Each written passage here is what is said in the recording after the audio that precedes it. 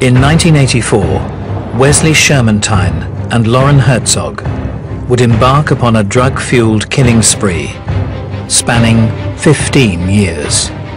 These guys, they went hunting for humans. Their predatory crimes struck fear deep into the hearts of the rural Californian community. They pull up behind these guys and blast them. But why did these childhood friends turn to rape and murder? Some of their murders seemed like they were done just for the thrill of it. He's a cold-blooded killer, man. Were Shermantine and Herzog born to kill? He wants to kill and destroy anyone that can come in contact with him.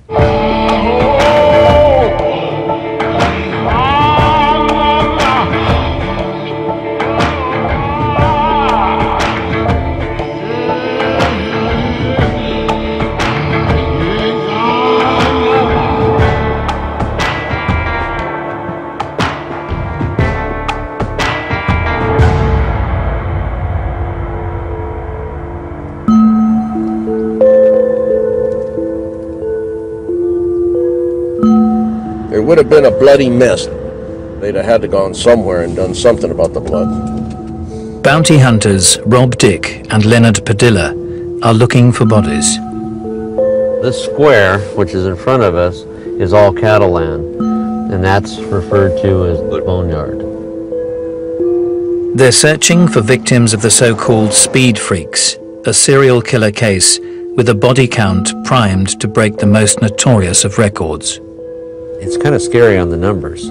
He's said anywhere upwards between 75 and 125 victims. I mean, that would be the largest serial killers in the United States. And the old pioneer wells of California's Calaveras County might contain the answers for scores of tortured families. That whole area over there, that's where all the wells are. It would be my guess that you could find a body in just damn near every one of them. It's a gruesome tale that began almost 30 years ago with the mysterious 1985 disappearance of schoolgirl Chevelle Wheeler.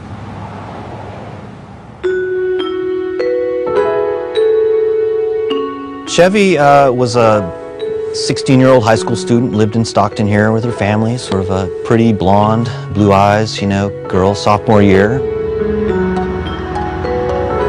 She was a young woman who enjoyed living life, and on that given day she made the decision to leave school, play hooky from school, and she was never seen again.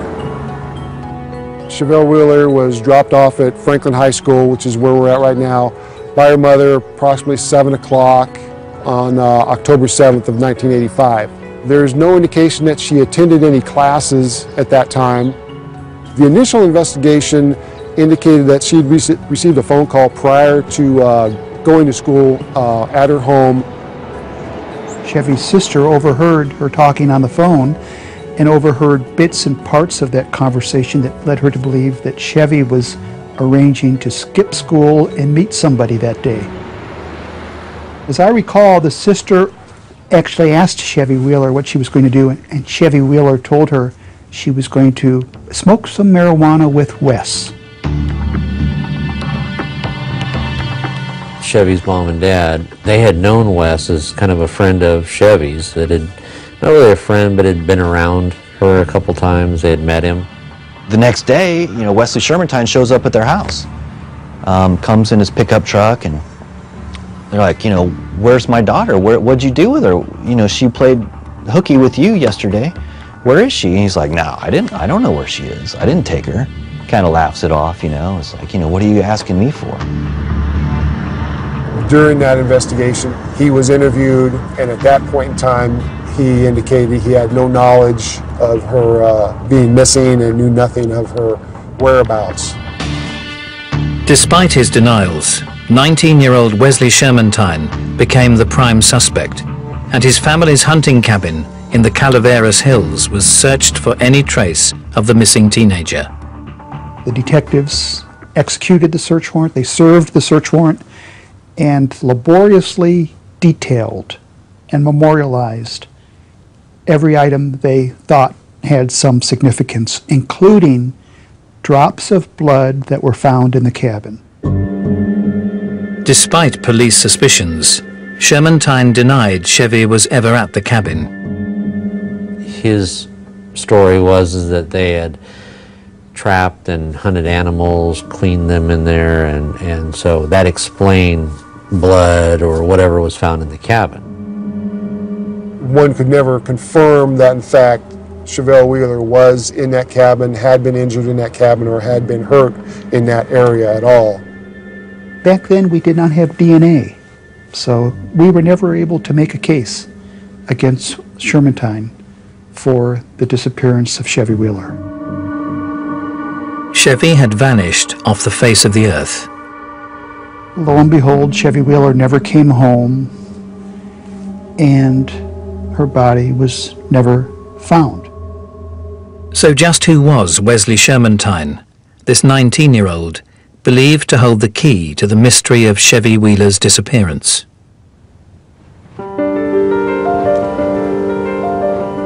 He grew up in a small county, Calaveras County. It's a beautiful country. It's the foothills. He's, I think, the middle of 3 children. He came from a upper middle class family. His father was a home builder. He built homes and apartments and commercial properties, and he was quite successful. What? Get that off, please. It was great growing up there. We were all spoiled growing up, you know. We had everything imaginable. Horses, our dirt bikes, and, you know, miniature Corvette go-karts. Anything we wanted, you know, we had. They were lavished with the toys that they wanted. He was, you know, given a new car when he was in high school, even before he graduated, his graduation present. Outwardly, the Shermantines lived a life of luxury, but beneath the surface lay a far darker truth. He grew up in a house with many problems.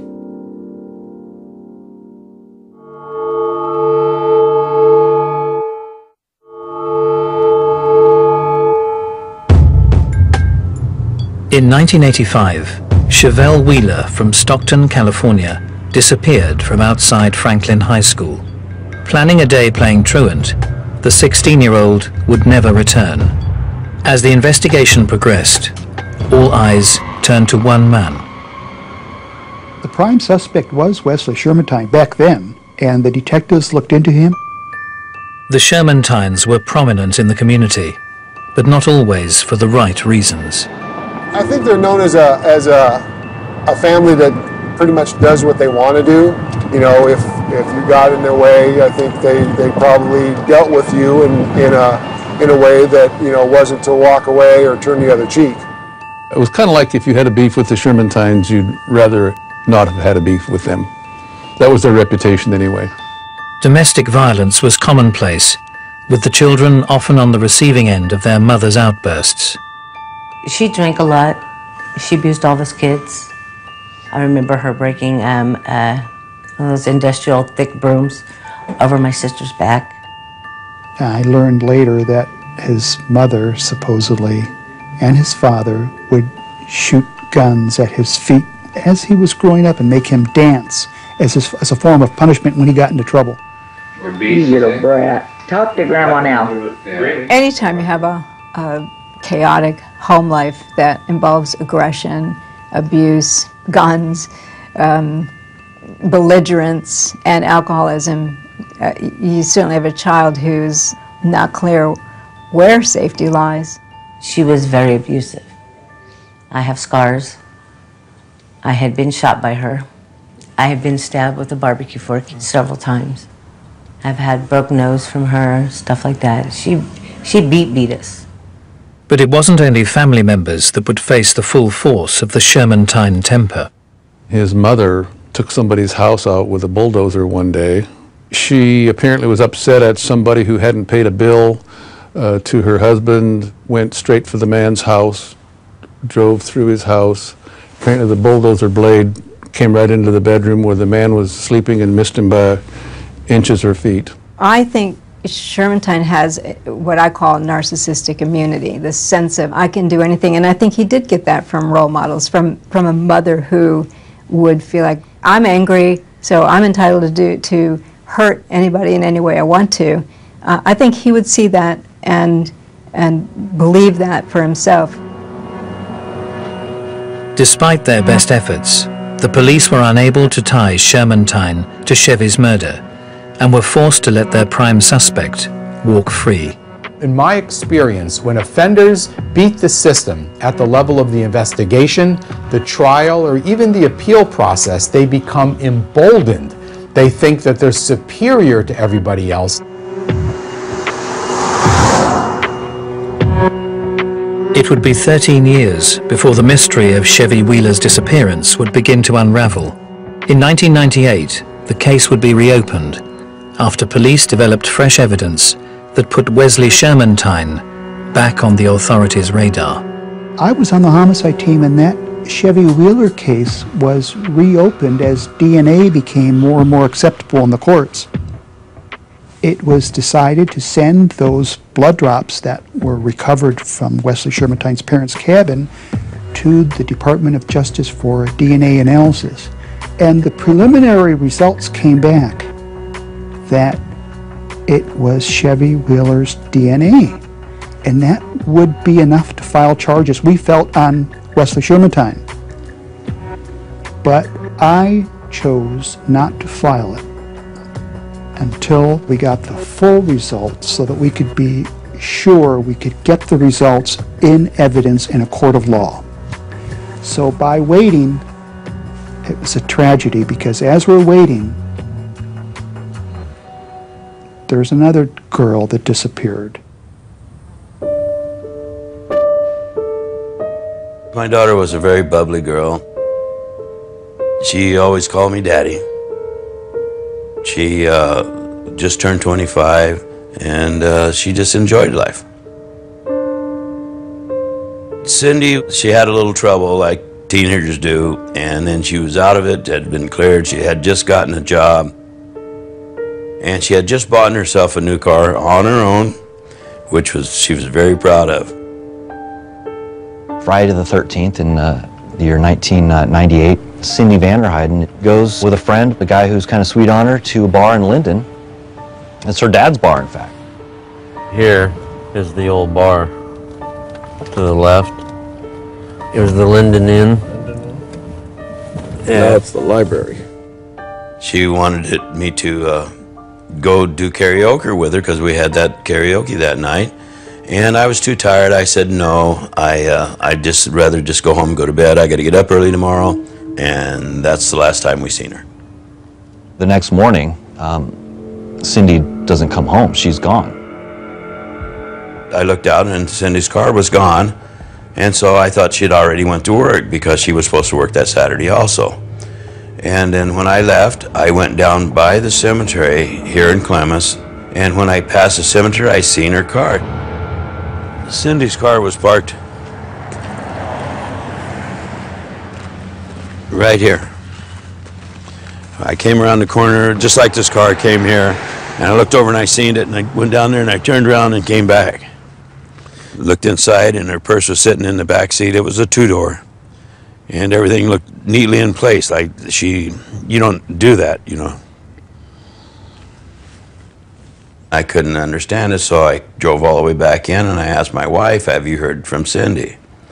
And she says, no, she's probably at work. And I says, no, her car's down here.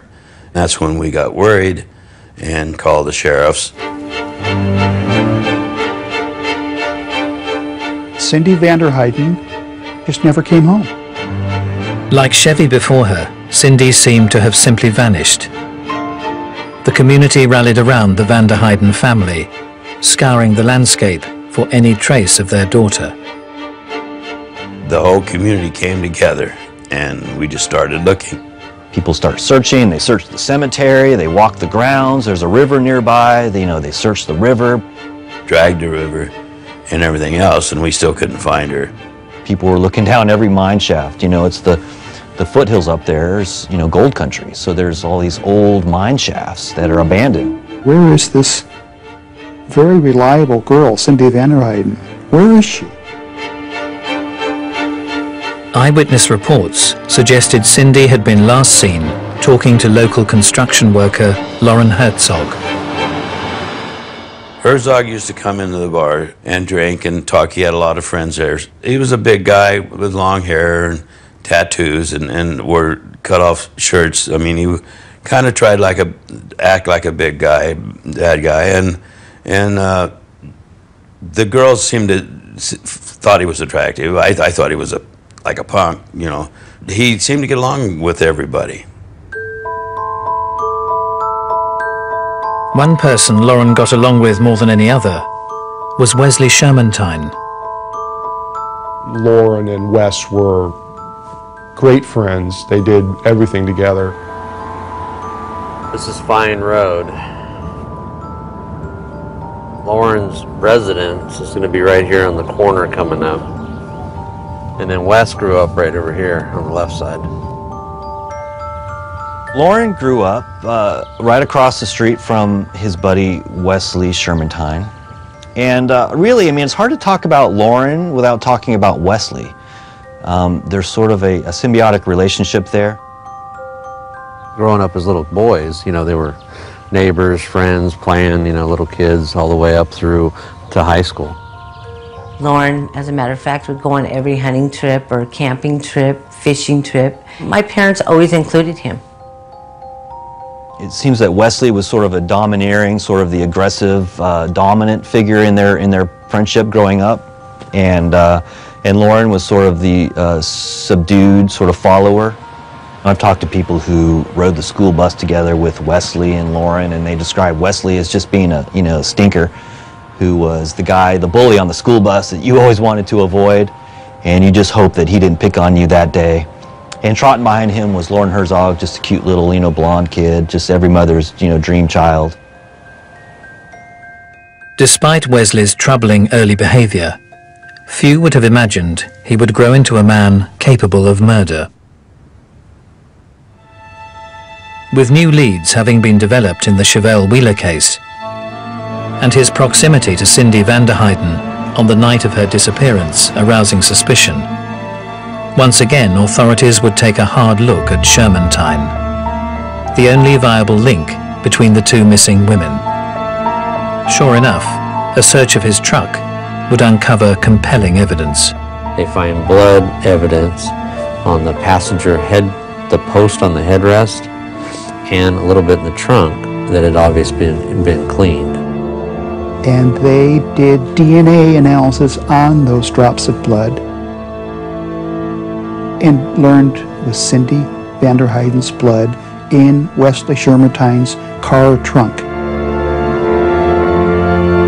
Along with the blood evidence found at the hunting cabin linking Shermantine to the death of Chevy Wheeler, authorities now had grounds to arrest both him and his lifelong buddy, Herzog.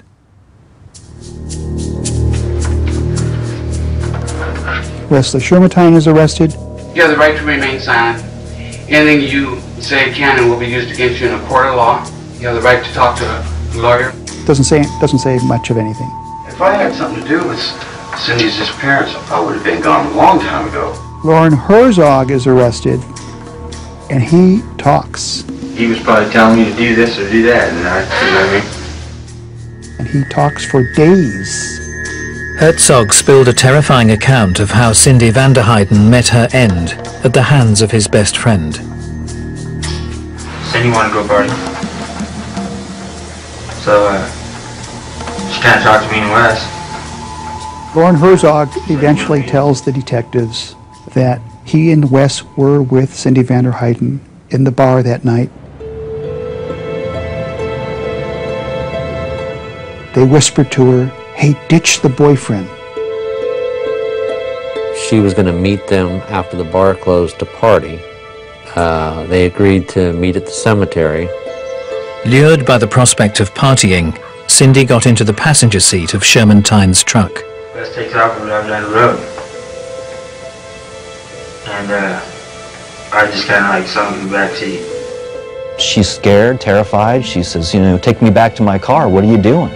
As the story goes, Loren's in the back seat. He says that Wes punches her in the face to calm her down, which, assuming where the blood came from. He starts telling her to do stuff, you know, and it's kind of a back and forth argument kind of thing.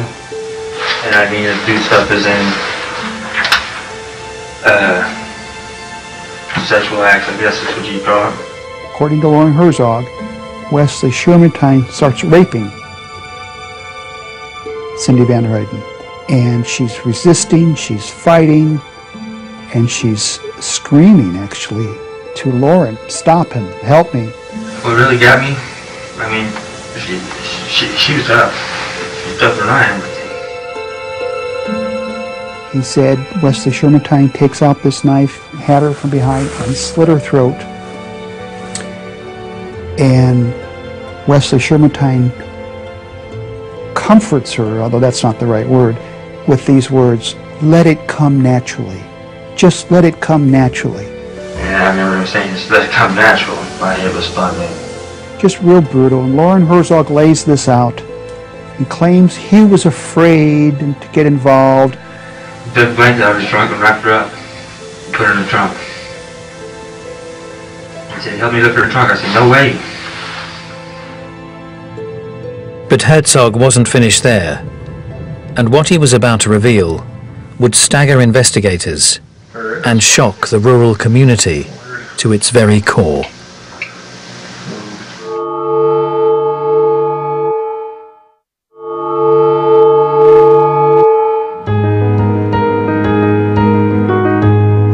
In 1985, Chevelle Wheeler disappeared from outside the gates of Franklin High School.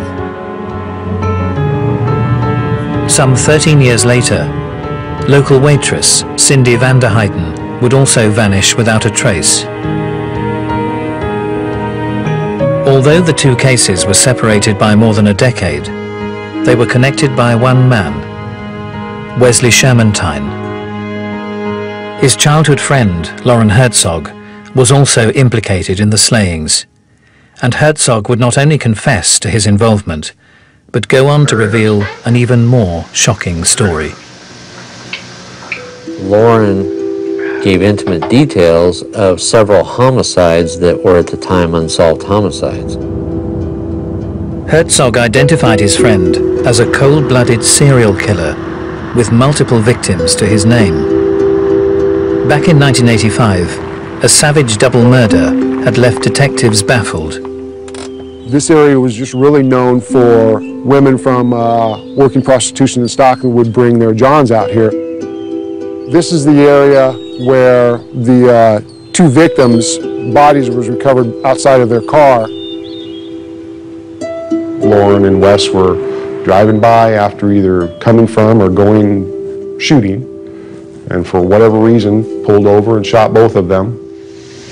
He got out, charged the car, and started shooting. They pull up behind these guys and blast them in the face for no apparent reason. Once he's done shooting, then what happens? He took them out of the car and went through their pockets. They cut their pockets out, took their money. You know, and who was the initiator in all this? Who knows? It sounds like, you know, maybe Wesley led, but certainly Loren was there, and he didn't stop Wesley, or perhaps he was right there pulling the trigger with Wesley. How many times do you think Wes shot totally? Oh, really? Despite his apparent remorse, not all the details of Herzog's confession rang true. Through his own statement, they both had shotguns. What Loren said is that once Wes killed one guy, then he grabbed Loren's shotgun and killed the other guy with it.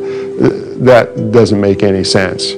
There's no doubt in my mind that they worked together. He's a cold-blooded killer, man.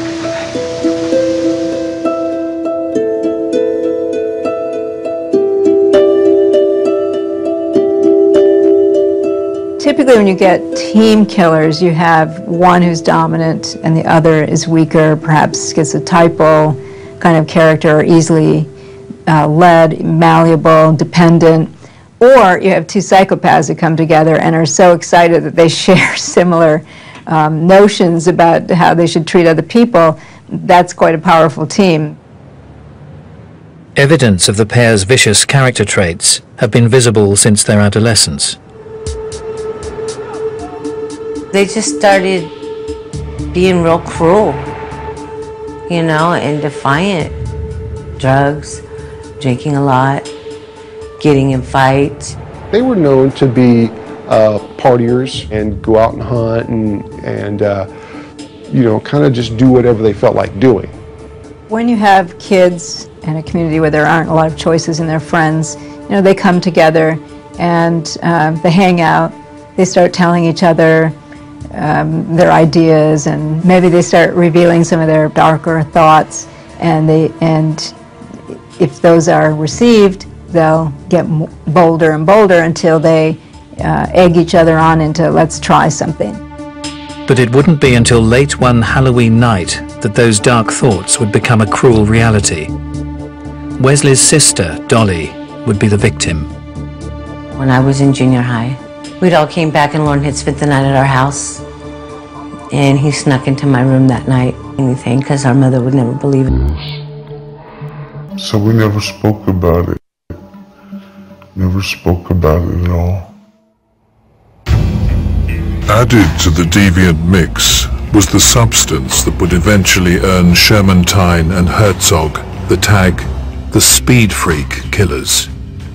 Round about when these guys were coming of age in the 90s, methamphetamine really sort of took hold in, you know, rural America and up through Central California right here. It's an amphetamine, it jacks your system up, it keeps you awake. In some cases they talk about it gives you more sexual prowess.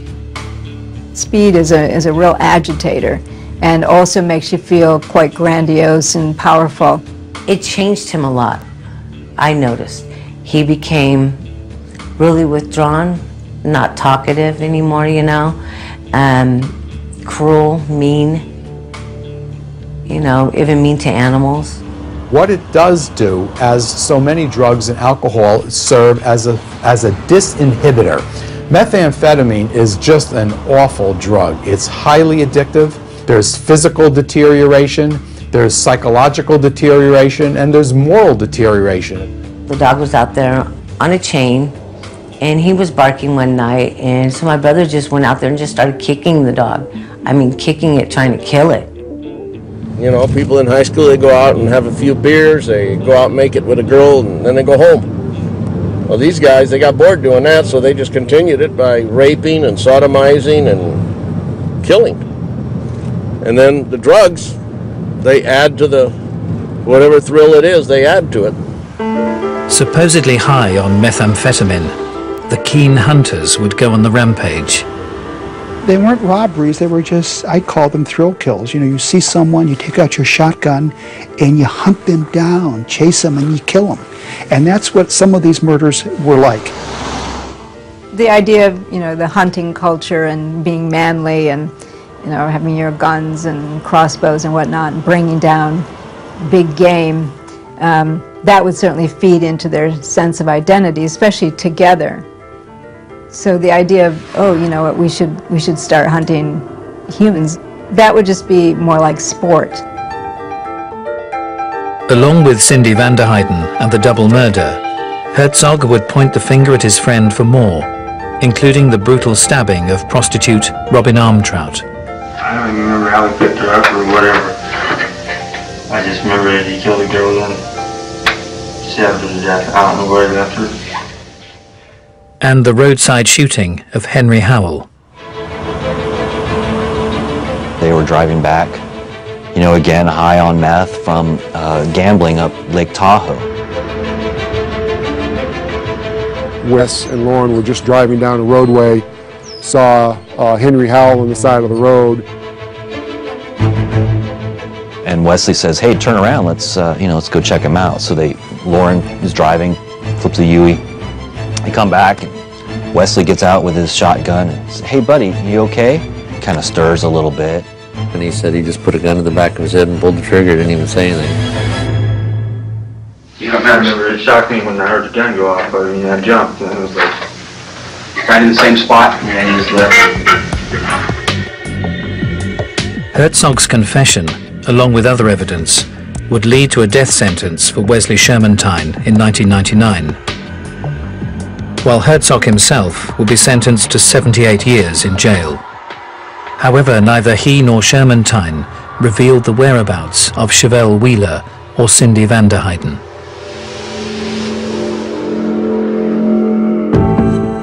But after having served only 10 years of his sentence, a controversial appeal judged that Herzog had been unlawfully questioned by investigators and would be granted parole. Loren Herzog is released on parole. He's not exactly a free man. He's living next to a prison up north. He's counting down the days for 3 years when he's going to get released on parole for good and be a free man eventually. A bitter Shermantine began to turn the tables on his partner in crime, claiming that it was Herzog who had been responsible for the slayings.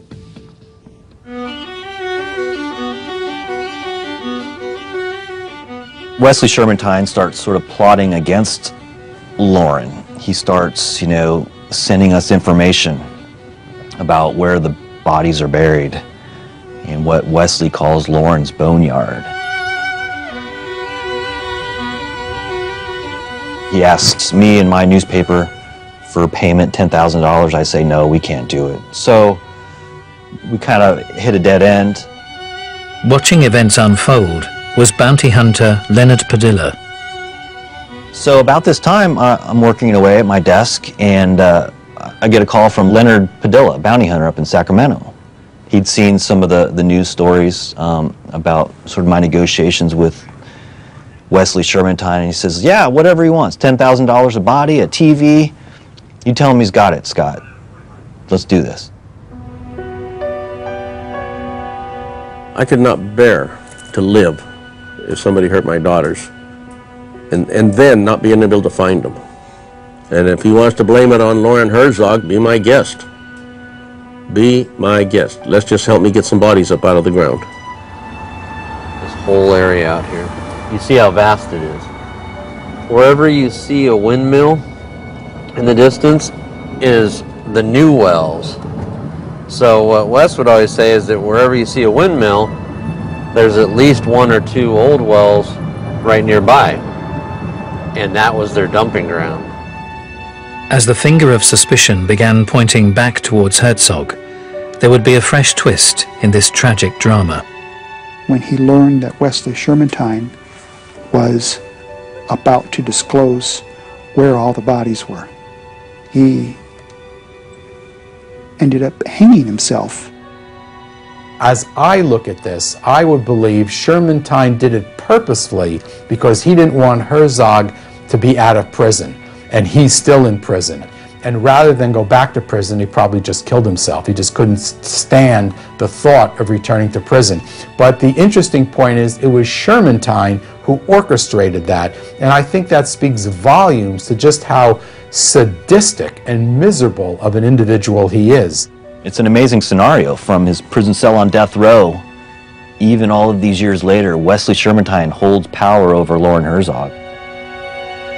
Dramatically, in 2011, after over a decade on California's death row, Shermantine would reveal what the parents of Chevelle Wheeler had spent so many years waiting to hear. I'll never forget, I get a letter dated December 5th, 2011. And he says, okay, here we go, Scott. This is where I buried Chevy on my parents' property. She's 6 feet on the northeast side of that oak tree. This is the Shermantine property that his parents owned.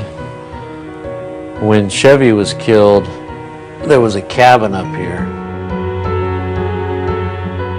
There's a crude map that he drew. He draws an oak tree, and there's an X marking the spot. The next thing is we're digging up in the Calaveras Hills, in back of their old house, looking for Chev Wheeler. His direction to Chevy's location were right on. Chevy was eventually recovered on the property about here. 13 years on from her death, Cindy van der Heijden would also be uncovered after Shermantine sent a second letter pointing to a shallow grave in the Calaveras Hills. Cindy, who went missing, one of the last victims, was recovered up off of this fire road, up in that bend. I had been searching for since '98. I would go out and I would go down wells, into mine shafts, and everywhere. We always had hopes because of the fact we never could find a body. Sure enough, investigators went up there and they found some of her bones, her skull, her jawbone, and some femur bones. It was sort of a relief, but it wasn't. You know, that there dropped out all the hope of any little shred of hope of any kind. We know now she was gone. Despite the recovery of the long-lost girls, compelling questions still remained. Where I got intrigued by it is, we're to believe that they killed 6 people within a year and then didn't do anything and then killed Cindy? No, I think there's a problem. I think they killed people the entire time. Shermantine continued to talk, giving details of what he claimed was a burial site that Herzog had used to dispose of his victims. That perpetuated, them to follow up more on information that he was giving. They initiated the first well dig in the Linden area. They dig up an old well, an old cattle ranch well, and they find thousands of bones, which turns out to be three women and a fetus. What causes them to do the things they did, torturing, raping, and doing whatever you want, and then killing her? Joanne Hobson, missing since 1985, was one of the bodies recovered. Okay, on the map we see the square here, but you can't even see the 2 roads here. Alongside her lay evidence of a crime shocking in its brutality. The remains of the unidentified woman showed that she'd been pregnant at the time of the attack. He relates a story that Loren had picked up a prostitute out of Stockton who was very pregnant. Takes her out to this well, they tie her to the barbed wire, and he proceeds to take a knife and just start cutting her. They were cutting on her with a knife. The next thing is she was screaming and hollering. He says, I had to put her out of her misery. Shot her. Other than that, he's never said anything about him doing anything. Although Chevy and Cindy could at last be laid to rest, 2 crucial questions were still unanswered. How many more girls were out there that had suffered this terrible fate? And what had driven these young men from a quiet farming town in central California to commit their string of unspeakable crimes?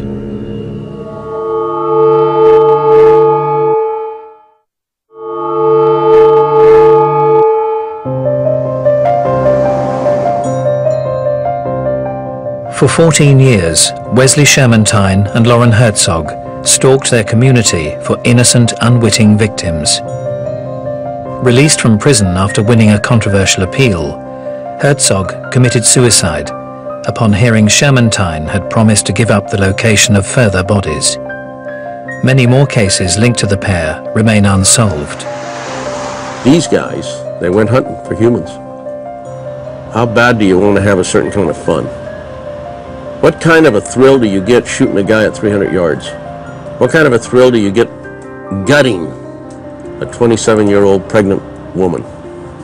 Tell me why somebody does that. I don't know. So what motivated this ruthless duo? Were Wesley Shermantine and Loren Herzog born murderers? I don't think that they were born to be killers. I think it was things that have happened growing up, like, our mother being an abusive alcoholic, and then them getting involved in the drugs, I think is what caused them to turn. My opinion is you can't blame it on their parents or their school or their upbringing. I mean, you could make an argument they were born this way. people are going to try to look for some sort of causative element here. His mother was violent, alcoholics, abusive. All of that is bad. All of that is unhelpful. But is it directly causative to make somebody like Shermantine do what he did? That would not be my opinion. What Shermantine did was internal. It came from within him. Those individuals growing up in the country, they grew up not being afraid of guns and not caring about killing small animals or bigger animals as they went on hunting trips. And what escalated them from the first time, they shot a deer to the first time they killed a human being, who knows? Whenever there's two offenders going out committing crime, there's almost always a dominant offender and an assistant that he brings along. And I think that's the case here as well. Shermantine was obviously very dominant in the duo. Herzog was a participant in this, a willing participant, but I think the motivation was different than Shermantine's. Shermantine wanted to kill and destroy. Herzog participated in that, but I think he wanted to please Shermantine. That was a major motivation. It strikes me that he, especially because he committed suicide, wasn't necessarily that kind of natural-born killer type of person, but I think Shermantine could have been. He wants to hurt everybody, anyone that can come in contact with him. That's Shermantine. In 2013, based on fresh information, the FBI began to excavate a new well on the outskirts of Linden in the hope of locating the remains of other potential victims. As we speak, they're out there digging up an old cattle well that had been filled in, and it could be as deep as 200 feet. Authorities believe that Shermantine and Herzog may have been responsible for at least 20 victims, while Shermantine himself has claimed the true number could be significantly higher. There's no doubt in my mind that they continued their activities. Whether we'll ever recover all of those people and or identify who they abducted and or killed, I don't know. There are so many missing people. Looking at all the missing cases in that time frame and the area that they lived and traveled, it's kind of scary on the numbers. I would say that in those 15 years, you've got 180 months. I'll bet you've got a victim every 3 months minimum.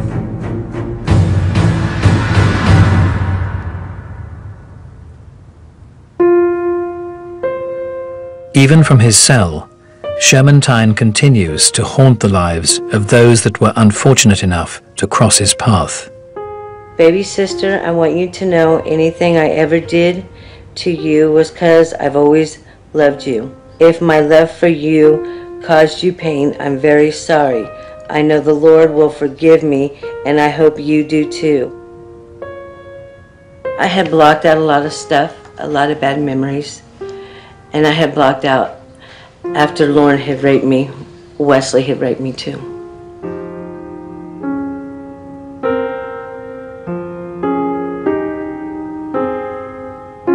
Wesley Shermantine's pending execution offers little comfort to his victims, for whom the scars brought by his actions are still raw. Chevy Wheeler's mother, Paula, she told me on the day that they found Chevy's remains, she says, I just want to, we're gonna bring her home, have her cremated. We're gonna put her on the mantle. I'm gonna scold her harshly. She used some choice words for cutting school that day. And then for the rest of my life, I'm just gonna love her. For the parents of Cindy Vanderheiden, nothing could ever compensate for their devastating loss. We still leave the porch light on. Since the night that she left, we had the porch light on. The porch light never goes out. The back porch light where she used to come in. I think about her all the time. She was just starting to live life when it ended.